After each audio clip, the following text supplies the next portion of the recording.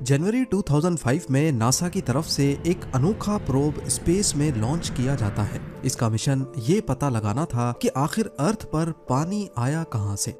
Deep impact नामी ये probe 27 crore kilometre travel करने के बाद एक कॉमेट के करीब पहुंचता है और इसी कॉमेट में छुपे थे कई ऐसे राज जिन्हें पिछली कई सदियों से ढूंढा जा रहा। पूरी यूनिवर्स में सिर्फ एक ही ऐसी जगह है जहां ह्यूमन बीइंग्स जिंदा रह सकते हैं। ऐसा मालूम होता है जैसे अर्थ को इंसानों के लिए ही बनाया गया है। यहाँ वो तमाम चीजें मौजूद हैं जो जिंदगी के लिए बहुत अहम मानी जाती हैं। पानी, खाना और ऑक्सीजन। इतनी वसी और जायंट यूनिवर्स में दूसरा कोई ऐसा प्लेनेट हो या ना हो, लेकिन फिलहाल हम सिर्फ अर्थ को ही जानते हैं जहां पर इंसान बगैर किसी मदद के जिंदा रह सकता है। पर आज से 5 अरब साल पहले अर्थ का कोई वजूद ही नहीं था। जिस जगह पर आज अर्थ और हमारा सोलर सिस्टम मौजूद है, ये मिल्की वे गैलेक्सी का किनारा है। जब हमारा प्लेनेट नहीं था तो इसकी जगह यहाँ पर एक बहुत बड़ा बादल हुआ करता था। एक ऐसा बादल जिसमें सिर्फ मिट्टी और गैसेस भरी हुई थी। आखिर इस बादल में ऐसा क्या हुआ जो ये एक प्लेनेट में बदल गया, वही प्लेनेट जहाँ आज हम रहते हैं। मिट्टी और गैसेस के इस बादल को मॉलिक्यूलर क्लाउड कहा जाता है। इस बादल में डस्ट पार्टिकल्स थे जिसमें रेत, सिलिकॉन और मुख्तलिफ मेटल्स के जर्रात भी शामिल थे। इस बादल की पैदाइश मुख्तलिफ डेड स्टार्स की वजह से हुई थी। यूनिवर्स के शुरुआती वक्त में जिन स्टार्स ने अपना सारा फ्यूल जला दिया वो फट गए और फटने की वजह से उनके जर्रात आसपास यूनिवर्स में फैल गए। ये आसमान में दिखने वाले बादल की तरह नहीं, बल्कि ये कुछ ऐसे दिखते हैं जिनको हबल स्पेस टेलीस्कोप की मदद से कैप्चर किया गया था। हैरत अंगेज तौर पे ये बादल 100 लाइट ईयर्स जितना बड़ा था। यानी इसके एक कोने से अगर कोई लाइट ट्रेवल करना शुरू हो तो इसको मॉलिक्यूलर क्लाउड के दूसरे कोने तक पहुंचने में 100 साल लग जाएंगे। आसान अल्फाज में समझा जाए तो सूरज और अर्थ के दरमियान जितना डिस्टेंस है, इससे 60 लाख गुना बड़ा ये मिट्टी का बादल था। यही वो बादल है जिसमें से नए स्टार्स और प्लैनेट्स बनते हैं। और जो ताकत, जो फोर्स इस बादल में से स्टार्स और प्लैनेट्स को बनाती है वो है ग्रेविटी। जी हाँ, वही ग्रेविटी जो स्पेस में होती तो नहीं बल्कि ये जनरेट होती है। स्पेस में दो ऑब्जेक्ट्स अपनी अपनी ग्रेविटी की वजह से एक दूसरे से जुड़ जाते हैं या एक दूसरे को अट्रैक्ट करते हैं। जिस ऑब्जेक्ट का मास ज्यादा होगा उसकी ग्रेविटी भी ज्यादा होगी। मॉलिक्यूलर क्लाउड के पार्टिकल्स इसी ग्रेविटी की वजह से एक दूसरे में जुड़ते गए। जो बड़े पार्टिकल्स थे उन्होंने छोटे पार्टिकल्स को अट्रैक्ट करना शुरू कर दिया। ये पार्टिकल्स बहुत तेजी से एक दूसरे में टकराने लगे और इसकी वजह से एनर्जी जनरेट हुई जिसने गोल घूमते हुए बादल के कोर को, उसके सेंटर को गर्म कर दिया। अगले करोड़ों सालों तक ये प्रोसेस ऐसे ही चलता रहा और मॉलिक्यूलर क्लाउड का कोर बड़ा भी होता गया, ज्यादा तेज भी घूमने लगा और ज्यादा गर्म भी हो गया। और एक वक्त के बाद ये बहुत बड़ा फायरबॉल हमारा सूरज बन गया। बचा हुआ मॉलिक्यूलर क्लाउड अब इसी सूरज के गिर्द घूमने लगा। इसमें मौजूद पार्टिकल्स और गैसेस से ही सोलर सिस्टम के प्लैनेट्स, जिंदगी और उन प्लैनेट्स के गिर्द घूमने वाले चांद बनेंगे। पर आखिर कैसे? ये एक मिस्ट्री थी, लेकिन अब नहीं है। मॉलिक्यूलर क्लाउड से स्टार यानी सूरज बनने के बारे में पहली बार एक हाइपोथेसिस 1700s में जर्मन फिलोसोफर इमैनुअल कांट और फ्रेंच स्कॉलर पियर साइमन की तरफ से पेश किया गया, लेकिन उस वक्त ये सिर्फ एक आइडिया था। उसके बाद 1920 और 1950 के बीच में जब टेलीस्कोप्स काफी एडवांस होने लगे तो एस्ट्रोनॉमर्स ने अपनी आंखों से स्पेस में कई ऐसे डस्ट क्लाउड्स को देखा जिसके अंदर नए स्टार्स का जन्म होता है। लेकिन इन बादलों के अंदर देखना टेलीस्कोप की मदद से पॉसिबल नहीं था। फिर 1970 और 1980 के बीच रेडियो और इंफ्रारेड टेलीस्कोप्स की इन्वेंशंस ने ये मसला भी हल कर दिया। अब डस्ट और गैसेस के इन बादलों के अंदर देखना भी मुमकिन हो गया। एस्ट्रोनॉमर्स ने इंफ्रारेड टेलीस्कोप्स की मदद से मॉलिक्यूलर क्लाउड्स के अंदर नए स्टार्स को बनते हुए देखा। इससे ये साबित हो गया कि नए स्टार्स मॉलिक्यूलर क्लाउड्स के अंदर ही जन्म लेते हैं और बादल के बचे हुए पार्टिकल से बाद में प्लैनेट्स बनते हैं। पर यह प्रोसेस शुरू कैसे होता है, पहले इसके बारे में कई आइडियाज फ्लोट किए गए, लेकिन फिर मार्च 2003 में इंटरनेशनल स्पेस स्टेशन में एक एक्सपेरिमेंट किया गया जिसने सदियों पुराने इस सवाल का जवाब दे दिया। एस्ट्रोनॉट डॉन पेटेट ISS में मौजूद मुख्तलिफ चीजों के साथ एक्सपेरिमेंट करके ये देखना चाहते थे कि ये चीजें स्पेस में कैसे बिहेव करती हैं। उन्होंने पानी के बबल्स बनाए और उसके अंदर डिसॉल्व होने वाली टैबलेट्स को डाला, रंगीन पानी की भंवरें बनाई और एक प्लास्टिक बैग में नमक डालकर उसे स्पिन किया। इन एक्सपेरिमेंट्स का मकसद वैसे तो कुछ और था, लेकिन उनके आखिरी एक्सपेरिमेंट ने सदियों पुराने सवाल का जवाब दे दिया। जब नमक को प्लास्टिक बैग में डाला गया तो थोड़ी देर के बाद सॉल्ट पार्टिकल्स एक दूसरे के साथ चिपक गए, क्योंकि स्पेस में ये पार्टिकल्स एक दूसरे को अट्रैक्ट करते हैं। साइंटिस्ट का मानना है कि मॉलिक्यूलर क्लाउड के अंदर छोटे बड़े जर्रात जो सारे सूरज के गिर्द एक ही डायरेक्शन में घूम रहे थे, वो आपस में इसी नमक की तरह जुड़ गए और यहीं से प्लैनेट्स के बनने की शुरुआत हुई।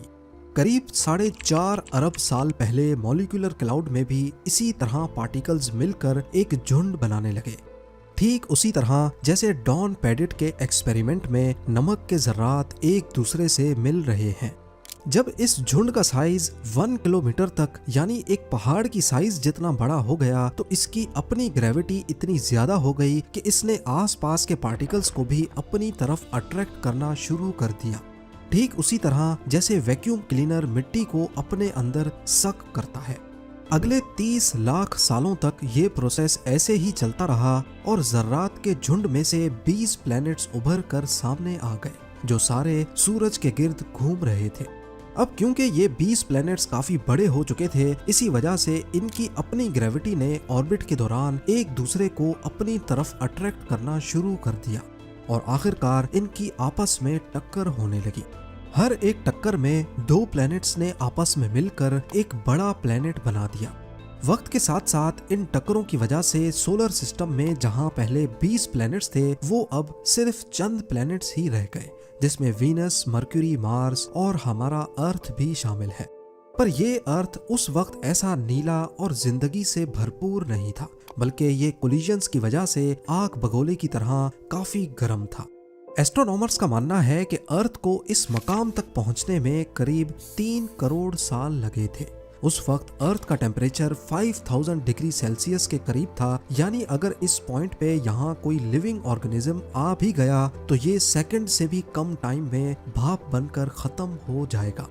अर्थ में जिंदगी के आसार सिर्फ तभी उभर पाएंगे जब इसका टेम्परेचर गिरेगा, लेकिन जब तक ये ठंडा होता, इसे अपनी एग्जिस्टेंस के लिए अभी सबसे बड़े खतरे का सामना करना था, सोलर स्टॉर्म। जी हाँ, सूरज से निकलने वाली शुआएं जब भी किसी प्लेनेट में दाखिल होती हैं तो वो उसके एटमॉस्फेयर को काफी नुकसान पहुंचाती हैं।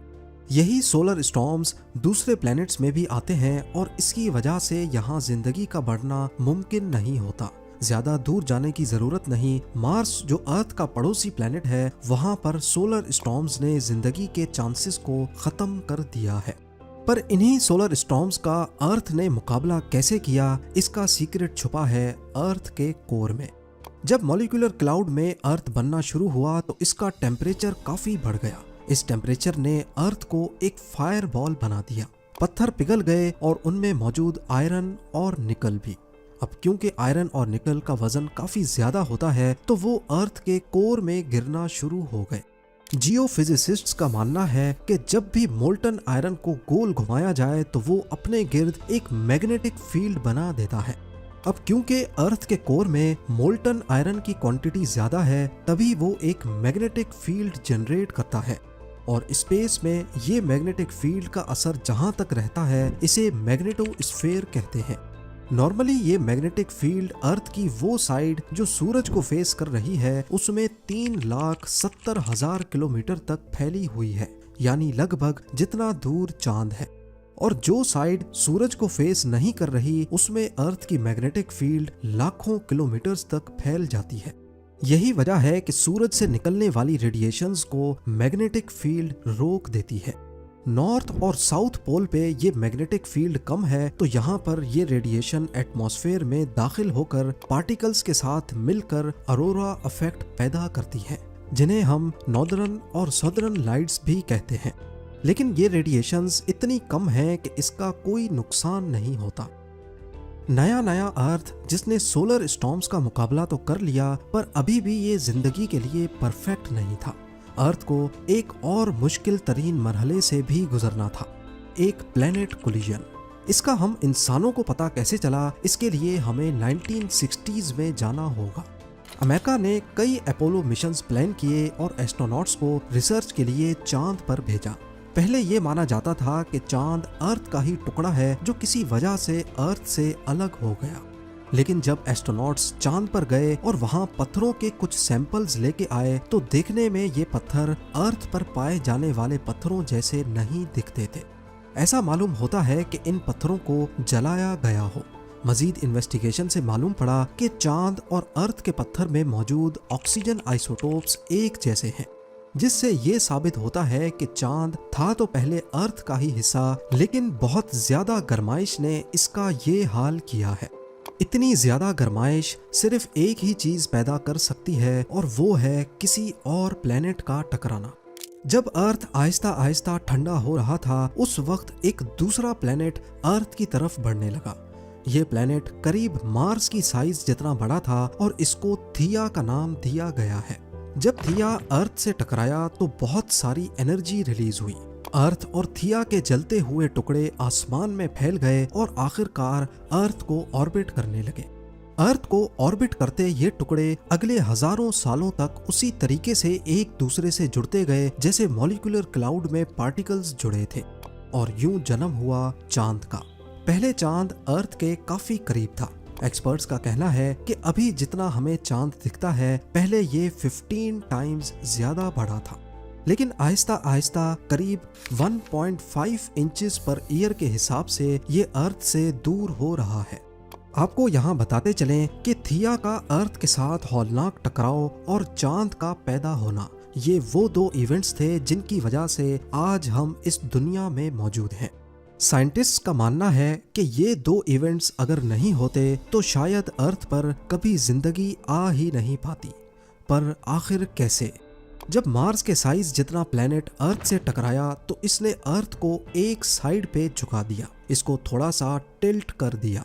अर्थ जो पहले अपने एक्सिस पे ही रोटेट कर रहा था, अब ये 23.5 डिग्रीज के एंगल पे टिल्ट हो गया, और इस टिल्ट ने अर्थ को दिए मुख्तलिफ किस्म के मौसम।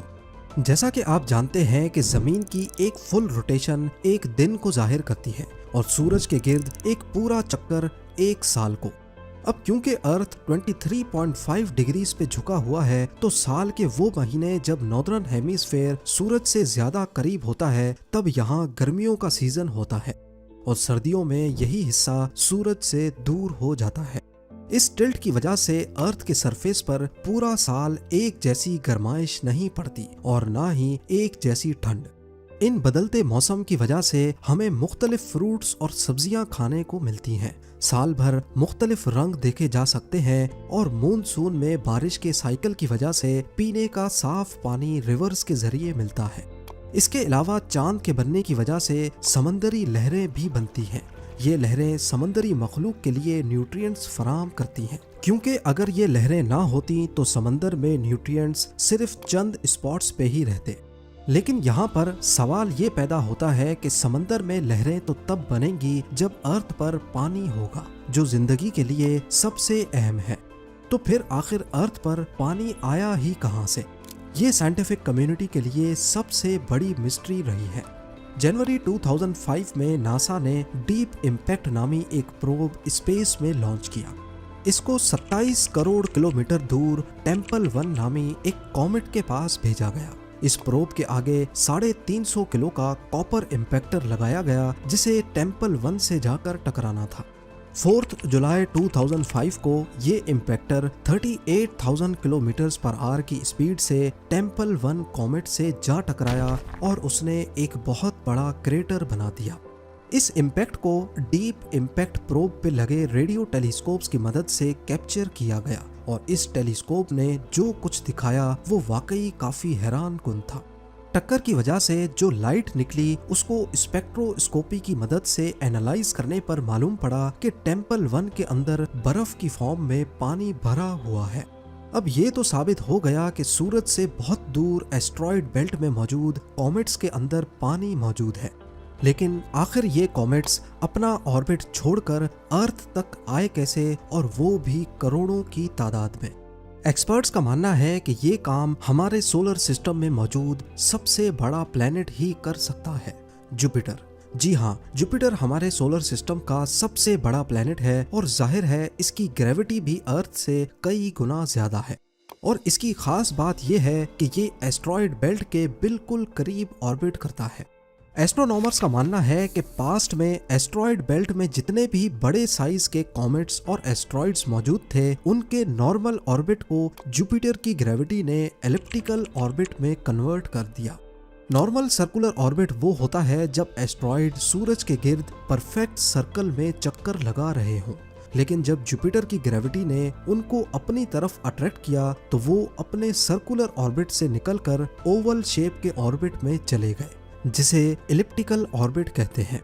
और इसी दौरान जब वो अर्थ के रास्ते में आए तो ग्रेविटी ने उनको अर्थ पर खींच लिया। जियोलॉजिस्ट का मानना है कि पानी अर्थ पर शुरुआत में नहीं था, बल्कि ये अर्थ के पैदा होने के 50 करोड़ साल बाद यहाँ आया है। पर यह हमें पता ही कैसे चला? जिरकॉन एक मिनरल है जो पत्थरों में पाया जाता है और इसके बनने के लिए पानी बहुत जरूरी है। और क्योंकि इसमें यूरेनियम के जर्रात भी होते हैं, इसी वजह से रेडियो एक्टिव डिके की मदद से इसकी एज का पता लगाया जा सकता है। अभी तक अर्थ पे मौजूद जितने भी जिरकॉन के सैंपल्स की एज निकाली गई है, उससे मालूम होता है कि वो 4 अरब साल पहले बने थे, यानी अर्थ पैदा होने के 50 करोड़ साल बाद। मॉलिक्यूलर क्लाउड से अर्थ की पैदाइश, मार्स जितने बड़े थिया का टकराना, अर्थ का टिल्ट होना और चांद की वजह से समंदर में लहरें पैदा होना, करोड़ों किलोमीटर्स दूर जुपिटर की वजह से अर्थ को पानी मिलना, जिंदगी के आसार बेहतर होते दिखाई देते हैं। यहाँ तक अर्थ का टेम्परेचर काफी हद तक गिर चुका था, करीब 100 डिग्री सेल्सियस तक। लेकिन जिंदगी के लिए सबसे अहम चीज अभी भी अर्थ में नहीं थी, ऑक्सीजन। तो अब आप मुझे कमेंट सेक्शन में बताएं कि अर्थ के एटमॉस्फेयर में ऑक्सीजन कैसे आया। उम्मीद है जेम टीवी की ये वीडियो भी आप लोग भरपूर लाइक और शेयर करेंगे। आप लोगों के प्यार भरे कमेंट्स का बेहद शुक्रिया। मिलते हैं अगली शानदार वीडियो में।